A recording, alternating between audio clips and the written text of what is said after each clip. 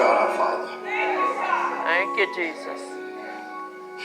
It's now once again, God, we stand behind this your sacred desk to proclaim this your holy word to these your people. God, I'm not worthy, but you are faithful. God, even right now, give us eyes that we might see you, ears that we might hear you, a mind that we might understand you, but most importantly and significantly, God, give us a heart that we might receive your holy word. Yeah. God, whatever it is you have to do to me to get your word through, do it even now. In your Son, our Savior, Jesus' name, we do pray. And everyone said, amen. Amen. I'm sorry, y'all. I just had to take a moment to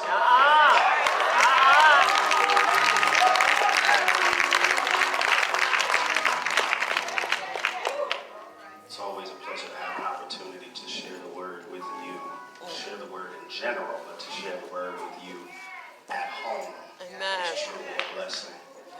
Giving honor to God, giving honor to our tremendous pastor. Can we thank God for him for a moment? Can we bless God for him? Eternally grateful for him, all that he does for me, all that he allows me to do. How he continues to just pour into me. And him and my father gave me a very important lesson. That lesson is always be working on a sermon. Because you never know when somebody's going to call. So I thank him for that lesson. To my co-laborers in the gospel, to Minister Kitchens, Evangelist Bowden, I call them my road dogs. It's my security team. Y'all want to see what they're capable of? Try me. All right. All right. And to Pastor and Pastor Bradford, you guys don't know this, but I do not know a life, I do not know an existence that does not include these two people right here. Amen. I met them when I was about 4. We've moved collectively across every square foot of this country. And they still have been an integral part of my life. Amen. Thank God for them. Amen.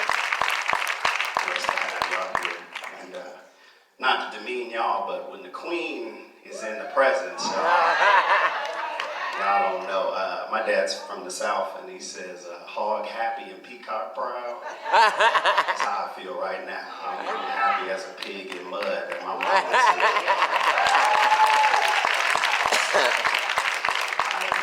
I'm so thankful for you. I tell you all the time, I'm thankful for where our relationship is. I just thank God that you are the best mama this side of heaven. Amen. And, I'm so glad you are close so we can have these day trips now. So, Amen. but the pressure's on, y'all. I got to give a word.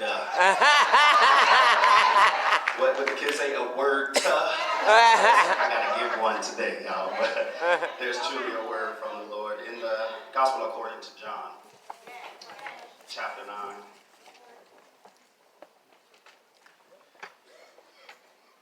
John chapter 9, starting at verse 1. We'll read 1 through 3, and then we'll skip down to verse 7. We can read it together. As he went along, he saw a man blind from birth. His disciples asked him, Rabbi, who sinned, this man or his parents, that he was born blind? Neither this man nor his parents sinned, said Jesus. But this happened so that the word of God might be displayed in his life. And verse 7 reads, Go, he told him, wash in the pools of Siloam. This word means sent. So the man went and washed and came home seeing. Amen. I'd like to talk briefly around the subject this morning, broken to be blessed. All right. Broken to be blessed. I'm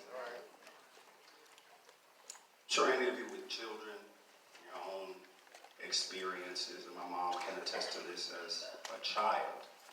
The older you get, the more value you place on things that are seemingly just necessary parts of life, whether it be a bed set, furniture, whether it be bathroom materials, whether it be kitchen items. The older you get, the more you realize how important these things are. Mm-hmm. I believe they become important to you the older you get because it's now your money. Okay. Back to you. Exactly. To buy them. Exactly. I'm blessed to have parents who have provided everything I've needed up until about 22, 23. Okay. And then I moved on my own. Okay. I remember renting the U-Haul truck, moving my stuff in, and sitting down. You know, the first couple of days you don't have food yet, so I ordered some food. The food came and I opened the cabinet and there were no plates. Okay. It's like, all right, not a problem. I'll just eat it out the to-go container. Then I opened the drawer and there were no forks. It's like, all right, we're going to struggle here a little bit. But I say that to say I had an experience in my apartment not too long ago. I do have dishes now, y'all know that. Okay. But I was not very good at multitasking. I was on my phone and made something to eat and reached up to the counter. And I grabbed what I thought was a plate. I ended up grabbing 2 plates, and the plate that was on top slipped. What made me mad was it hit the counter and didn't break. Then it hit the floor and broke as well. So I'm just upset at the counter. Do your job.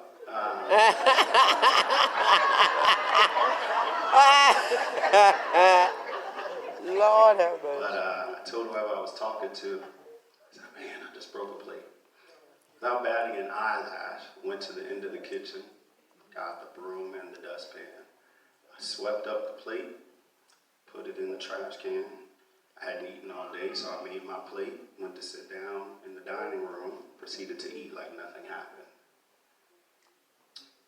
As I sat back reading this text, trying to analyze and dissect it being broken, I wondered why it was so easy for me to just continue with the task, although I had just broken a plate. Very expensive plate at that. Plate had fallen, it's in 1,000 pieces on the floor. I didn't stop to check if I was injured. I didn't stop to check if other pieces had shattered across the floor. I simply went to get the broom, got the dustpan, and threw it away like nothing happened. Upon further examination, I feel as though we all have the same perspective about broken things. Doesn't matter what it is, once it's broken, our innate reaction is to dispose of it. All right. Come on. I believe that society has conditioned us to believe that things that are broken are also useless. All right. And to some degree, that sentiment has value. That plate could no longer fulfill its purpose of holding food. Had it been a glass, it could not hold liquid that allows you to drink easily. We can take it outside of the house. If your car is broken down, it no longer can take you from point A to point B. As we're sitting on the train from Brooklyn to Midtown, the train is broken down in the tunnel. It is no longer useful in getting us from our house to our job. It happens all over everywhere. You wear jewelry, you wear a necklace or a bracelet, and the clasp breaks. You no longer can wear that jewelry. All across walks of life, things that are broken, we perceive them to be useless. The thing that gives me pause this morning is, what do we do when we are the ones that are broken? Lord.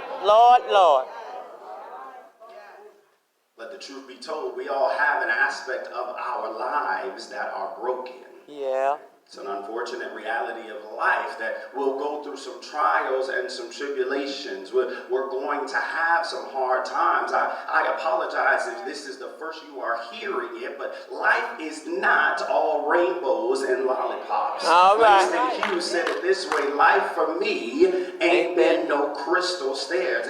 It's in Job that man that is born of a woman hath but a short time to live, and a few days that are full of turmoil. As long as as you are alive and breathing on this earth, you're going to encounter some difficult situations. You're going to encounter some terrifying experiences. You're going to encounter some things that cause you to question the very person that you are. You're going to go through some things that cause you not to recognize yourselves, that puts you in a position where you look in the mirror and don't even recognize who's staring back at you. You look at all aspects of life, and we can say unequivocally this morning that we've all had experiences with being broken. It's just an unfortunate reality of our existence. Broken hearts, broken dreams, broken homes, broken marriages, broken relationships, broken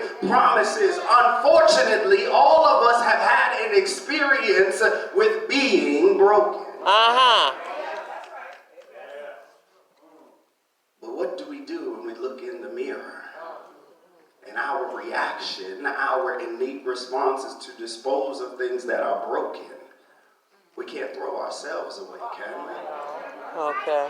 I can't just check out of life. I cannot pile the pieces of my existence in a dustpan and throw it away. I've got to deal with this. I've got to carry the hurt and the pain with me day in and day out. I've got to put a facade on. I've got to smile on the outside while I'm crying on the inside. I've got to be strong for mama and daddy and for the kids. I've got to go to work because without work I can't provide. Day in and day out, we are living and walking and breathing with brokenness that we don't know how to deal with. All right. All right. We look here in the text. It's exactly where Jesus is right now. It's hard to imagine Jesus, the Holy One. Jesus, arguably the most important factor in the Holy Trinity. Jesus, the one who came to die to redeem our brokenness, is broken. But in fact, that's what's happening in the text. If you look back at the historical record, you actually have to flip back to the last verses of chapter 8, and you'll find that Jesus is involved with a spirited discussion, spirited to put it lightly, with the Jews in the temple over the discrepancy between their belief and their behavior. They claim to be followers of God. They claim to be descendants of Abraham. They claim to be part of the holy and royal lineage. Yet in this chapter alone, they've tried to publicly stone a woman, to which Jesus responds, "He without sin cast the first stone." They also have accused Jesus of being possessed with a demon and denied that Jesus was the Son of God. These are your religious leaders. These are the ones that the community looked for a direction, for introspection, for intercession. And they are looking the Messiah in the face and denying he is who he says he is. Lord. They're so resistant to Jesus' method of teaching because it is so foreign to them. It's so unfamiliar to them that they rebuke him and dismiss him, dismissing his instructions to do the one thing that they are claiming to be on this earth to do, and that's to lead lost souls to Christ. The conversation goes back and forth until Jesus gets so fed up that he attacks their claim of being children of God, that he attacks their claim to the holy lineage, and instead calls them children of the devil. Popular rap lyric says, "I'm not a killer, but don't push me." And that's what Jesus just did to them. He came for everything that they hold dear. It's the 2020 equivalent of talking about somebody's mama. Okay. I love all y'all, but y'all talk about that lady right there, you're going to see a different side of me very quickly. Jesus is so angry at these who claim to be his children that he rebukes them from the temple. Jesus runs out the temple, and they are so upset that they throw rocks at him.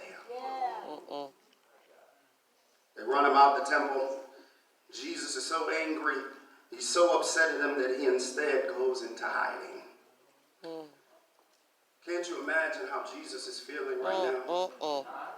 He's sent on this earth to save the people. He is going about, as he so vehemently proclaims, his Father's business. He is where you are to go to find God. He's at the temple, and he's being rejected. Lord have mercy. It's probably full of agony, probably full of hurt. I know you're saying he's a royal deity. He doesn't feel that, but you have to understand that he's equal parts man and equal parts God. And that was by design so that he feels the things that we feel. He feels our hurt. He feels our pain. He feels our confusion. He feels our concern. He feels human emotion. Look no further than the experience that he has with Lazarus and his sisters. Word gets out to Jesus that Lazarus has died, but he's on an assignment and cannot leave. And once he gets to the house, you all know it's the shortest verse in the Bible. What does it say? Jesus wept. Jesus is so moved by the death of his friend Lazarus that he cries. I don't need any further evidence to prove to me that all the hurt that I go through, Jesus feels. All of the agony that I feel, Jesus feels. I don't care what your situation is. Know that Jesus can relate to you today. Whether it's upset at your family members because they've forsaken you, whether it's anguish because you didn't get that promotion or you didn't get that new apartment, whatever it is that you're feeling, know that God feels it too. All right. But the good news is here that the beginning of chapter 9 starts out with the words, he saw a blind man. It's important to contrast what Jesus is feeling and what he is doing right now, because Jesus has all the reason to continue to be in hiding. Jesus has all the reason to continue to retreat from the people, to isolate himself, to not engage with any communication with anybody, but yet he sees a man in need of his assistance. And I don't know about you, but that's some good news this morning, that it doesn't matter what you're going through, God sees you. I don't know about y'all, but I like interactive church. So if you could turn to your left and right and just tell your neighbor, God sees you. That's a word for somebody this morning that is feeling down. I don't need to know what you're going through because God knows. But the three simple words this morning is that God sees you. I don't care what you're going through. You may have lost a loved one. Guess what? God sees you. You may have gotten a bad health report from the doctor and you're going into surgery next week. I've got good news for you. God sees you. You may have lost your job. Don't know where your next check is coming from. Guess what? God sees you. Y'all gonna get with me in a second. You may have transportation issues, but the word is God sees you. You may have been isolated and ostracized by your family. You may not know where your next meal is coming from. You may be facing eviction. You may be facing issues that nobody in here can relate with. But the word of the morning is that God sees you. All right. You come on here. All right. Come on. Woo, come on. What we see here in this interaction now, it's good to know on Sunday that God sees me, but what do I do when I leave? Oh. What do I do when I go home and I'm still looking at this broken person? What do I do when I still have to deal with myself on a day-to-day basis? Well, here it is. We see it in the interaction between Jesus and the man, and my goal is for us to be out by 12:30, so Dr. Kelly can say I didn't preach too long. So y'all give me a couple minutes. I'm going to give y'all about 3 points, and I'm going to get out of here. Right? The first thing we have to do if we are going to transfer from our brokenness to our blessing is we have to release the blame. All right. Verse 3 says very clearly, neither this man nor his parents sinned. As a native as it is for us to throw away something that is broken, it's also innate for us to immediately look to point fingers. I don't care what happens. It can be something good or bad, something out of the ordinary or something expected. We have to assign different acts to a particular person. We see it all over the news. The terrorist attacks that just happened. Your various terrorist organizations will come out and say that was us. We're responsible. We saw it a couple weeks ago when the missiles rained down on the U.S. Army base in Iraq. The Iranian government said, yes, that was us. We see it all the time. Look at your kids around the house and around the church. My mother will tell you, as soon as something broke in the house, it was like a scene of Law and Order Special Victims Unit, because I would point at Andrew would point at Stephen would be pointing at me, and all of us got whooped because nobody wanted to take the blame. You see it all the time. It happens at work when somebody leaves the K-cup in the machine. Nobody wants to take the blame. But the truth of the matter is, this morning, placing blame is an inefficient use of our energy. Think about it. It takes so much effort once we are hurt to try and get back at the person that hurt us. First of all, let's just be honest this morning. Most of us are dealing with hurt and brokenness from years and years ago. So much so that we cannot attribute it to one singular person or event. So we have to dig back through the layers, and we have so much harbored animosity at people, that family member you don't talk to because they looked at you the wrong way at your 16th birthday party, that manager who didn't give you the promotion. You walk in and side-eye him or her every single day. The person who didn't give you the deal you were supposed to, the person who takes the seat that you wanted on the train, the person who cuts in front of you on the highway. We all want to seek blame and then seek revenge. And the disciples are no different here. They immediately look at the affliction of this man and try to find out why he is blind.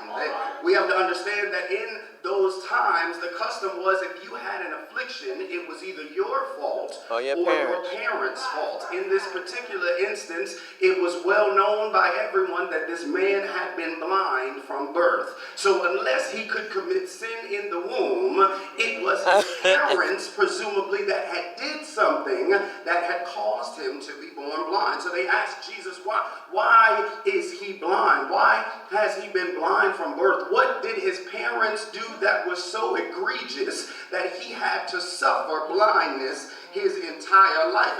It's logical. Just like I said, I was in the house and I broke the plate. If somebody else was in the house, I immediately would have looked at them because I didn't want to have the blame. It's an affliction that was tied to sin, and the sin had to be committed by someone. But what we have to understand, I just said blame is intensive. It takes too much work. You have to identify who did it, why they did it, why they picked you, why on this day of all days they decided to cross you. But I need to let you know the word in Romans today, 12 and 19, the Lord says, vengeance is mine. It's not my responsibility to get back at somebody else. You're looking back at the burden, and then you're going to miss your blessing. You're so hard trying to blame somebody else. You are spending so much energy trying to get back at them for something that wasn't intended to you, and you're going to miss your blessing. I need to let you know you need to release the hurt today. The song says, leave your burdens at the altar. I charge you today, all the hurt in your life, all the blame that you're harboring, just leave it up here. Put it in the hands of the master, because I guarantee you he'll deal with them better than you ever could. They'll be harboring and festering things, and you'll just be walking around, and you'll just be progressing to what God has from you. Let go of that hurt, let go of that pain, let go of that animosity.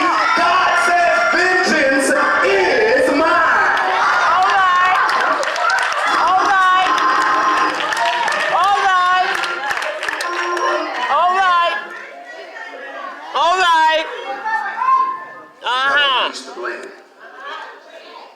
Secondly, we have to re-examine our burden.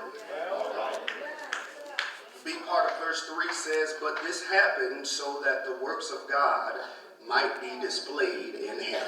I don't know about you, but if I was the blind man today, I'd have all the reason in the world to be upset with everyone, especially Jesus. We just said we cannot trace back the reason of his burden, of his affliction.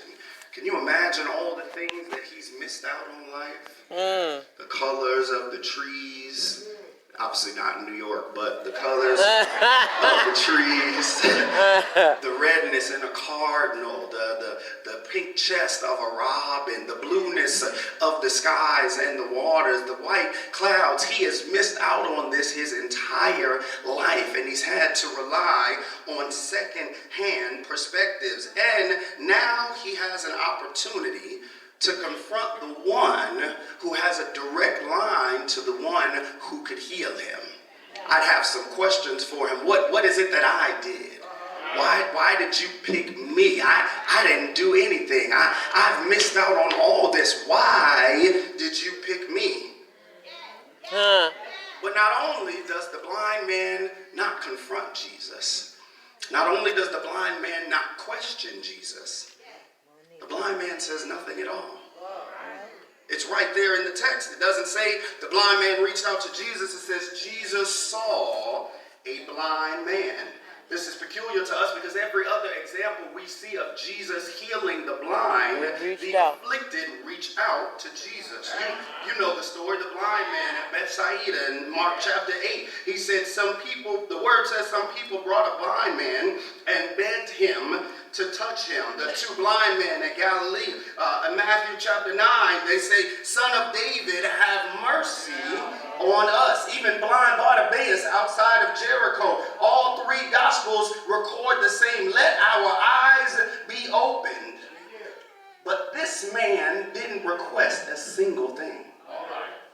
It's peculiar to me. Why wouldn't he? If I have an opportunity and I'm up for a promotion at work and the hiring manager walks by, I'm going to stop him and make sure he knows what I've done over the past couple weeks and months and years. If somebody is coming to you with an opportunity to advance or to promote yourself, you are doing a disservice not to reach out to them and beg for their ear. So why does this man say nothing? It doesn't even say that the people around him begged Jesus. We know he's been blind from birth, so I can imagine the people in the community knew that he was blind, but they don't even ask for Jesus. So what was it about this man that drew Jesus' attention? Maybe it was the fact that he wasn't saying anything at all. He had just left the temple where they were screaming at him, where they were throwing rocks at him, where they were rebuking him and casting it out. Or maybe Jesus just picked a random spot to present himself and by coincidence passed this man. No, I went through all of those in my study, but I've come to one singular conclusion, that in this instance it was not his affliction that drew Jesus' attention, but it was instead his attitude. All right. If the man was upset, if the man was boisterous, if the man was drawing attention to himself, we would expect Jesus to stop. If for nothing else, then to simply find out what's going on. But it was the humility of this man. It was the lack of complaining in this man. It was his peacefulness beside his affliction that drew Jesus to this man. And all that shows us today is once we re-examine our burden, we see it's an opportunity for God to show himself in our lives. All right. In Japan, they've made an art out of restoring broken things. It's an ancient practice. I tried and pronounced this all night, and I'm probably going to butcher it, but it's called kintsugi. Kintsugi. The word translated into English means golden joinery, or to patch with gold. And it's an age-old custom of repairing crooked pottery or broken pottery with real gold. They take the pieces and arrange them, and they number them on a diagram, and they melt down pieces of gold, and they use the gold as an adhesive to piece the pottery back together. What's peculiar about this is it does not only fix the break, does not only put the pieces together, but in Makes it fact, strong. they take this and resell it. And the fixed piece, now that is infused with gold, has a greater value than it did before it was broken. All right. You know, I had a couple people in it. The heart of it all is turning what is broken Lord. into beautiful. The cherished pieces by sealing the cracks and the crevices and the lines in the pottery. Instead of hiding the flaws, they highlight the flaws. Lord. The artist creates a new design. It's not the same piece that it used to be, but now it has a unique beauty. It has a different composition than it used to.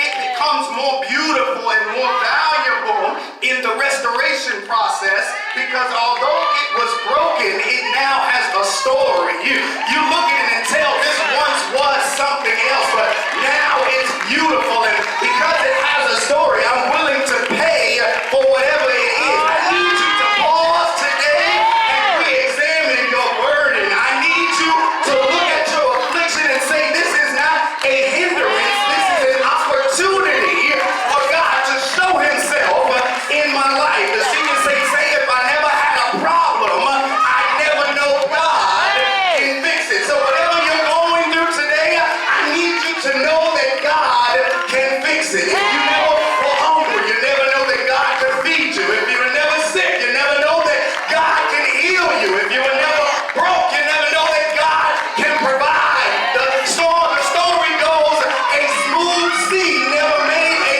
skilled sailor. So while you're on the boat and the boat is rocking, just know that God is on the way. You've got to re-examine.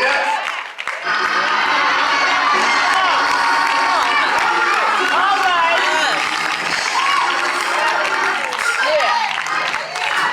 Yeah. Yeah. Yeah.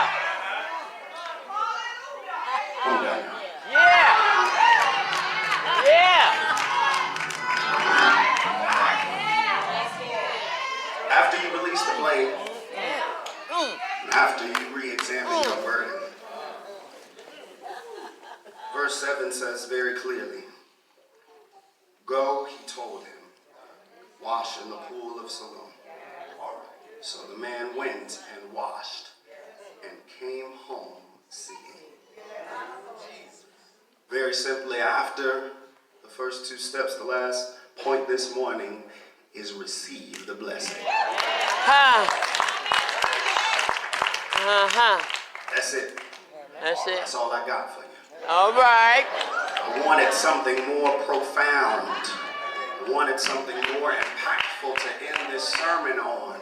Dr. Kelly told me very early, sometimes during sermons where you have a very important point or a point that you want the congregation to rest on, you pause, and it's called a poignant pause. That means you just said something that's a little heavy and you wait for the congregation to process it.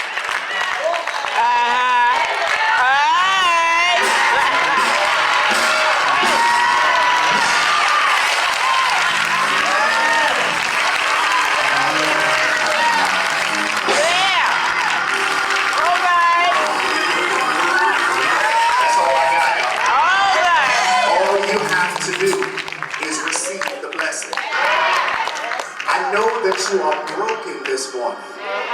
I know that you've been through a lot of things in your life. You don't have to tell me this morning because God knows what you've been through. You're here today because you need something from God. Well, the three simple words I have for you this morning is receive the blessing. I told you I'm an interactive preacher, so I need you to turn to your neighbor and say, neighbor, your blessing is on the way. And that's it today. I know you've been through the fire and you've been through the flood. I know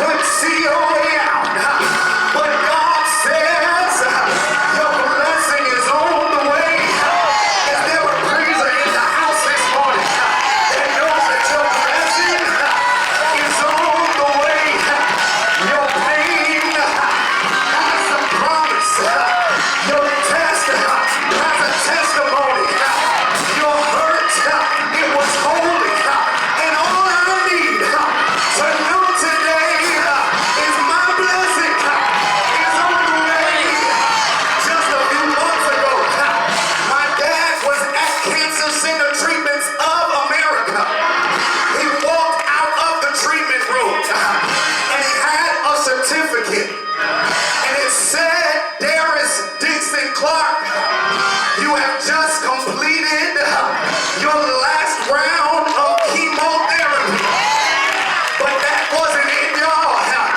He walked out the room and there was a bell on the wall. And he rang that bell to let everybody else know that what he's done for him, he'll do for them. That bell said their blessing was on the way. High five your neighbor and say, neighbor, your blessing is on the way. Your joy is on the way. Your peace is on the way. Your deliverance is on the way. Your love is on the way. Say yes. Say yes.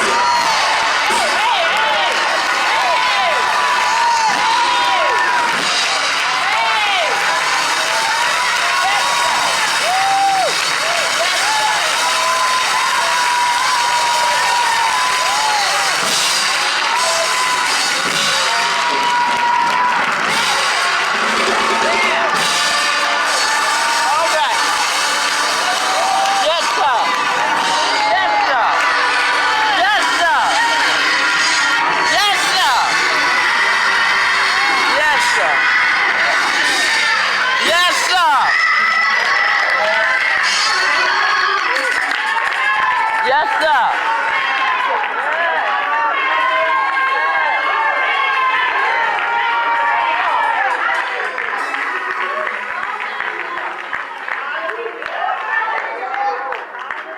Amen.